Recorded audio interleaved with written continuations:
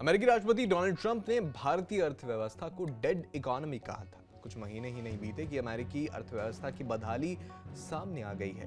Trump ने जब भारत को डेड इकोनॉमी कहा, तब से न जाने कितने अंतर्राष्ट्रीय संस्थाओं ने भारत को वैश्विक आर्थिक प्रगति का अगुवा करार दिया है। लेकिन अब अमेरिका में आर्थिक संकट गहराने के संकेत मिलने लगे हैं। दरअसल एयरलाइंस को दी गई लिस्ट के अनुसार अमेरिका में न्यूयॉर्क, लॉस एंजलिस और शिकागो सहित कुल 40 हवाई अड्डों पर सरकारी शटडाउन के कारण उड़ानों की संख्या कम हो गई है। शटडाउन का मतलब है अमेरिका में सरकारी कामकाज के लिए पर्याप्त फंडिंग नहीं है। ट्रंप सरकार के इस फैसले से प्रभावित होने वाले हवाई अड्डों में अमेरिका के सबसे व्यस्त हवाई अड्डे आते हैं। इनमें Atlanta, Denver, Dallas, Orlando, Miami और सैन फ्रांसिस्को शामिल हैं। न्यूयॉर्क, ह्यूस्टन और शिकागो जैसे कुछ सबसे बड़े शहरों में कई हवाई अड्डे प्रभावित होंगे।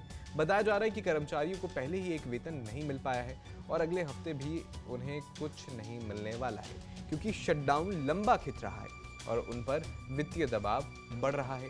एफएए उड़ानों में देरी कर रहा है क्योंकि हवाई अड्डों या उसके अन्य प्रतिष्ठानों में कर्मचारियों की कमी है। एयरलाइनों ने कहा है कि वे यात्रियों पर पड़ने वाले प्रभाव को कम से कम करने की कोशिश करेंगे। विशेषज्ञों का अनुमान है कि सैकड़ों नहीं बल्कि हजारों उड़ानें रद्द हो सकती हैं। 1 अक्टूबर से शटडाउन शुरू होने के बाद से एयरपोर्ट कंट्रोलर बिना वेतन के काम कर रहा है। अमेरिका में सरकारी खर्चों के लिए जब पैसा खत्म हो जाता है तो संसद से पैकेज को मंजूरी दिलानी होती है और ऐसा नहीं होने पर शटडाउन लागू हो जाता है। दूसरी तरफ आईएमएफ ने वित्तीय वर्ष 2025-26 के लिए भारत के वृद्धि दर के अनुमान को 6.4% से बढ़ाकर 6.6% कर दिया है। एशियन डेवलपमेंट बैंक ने पहली तिमाही में 7.8% की मजबूत वृद्धि के बावजूद भारतीय अर्थव्यवस्था के चालू वित्त वर्ष 2025-26 में 6.5% की दर से बढ़ने का अनुमान जताया है।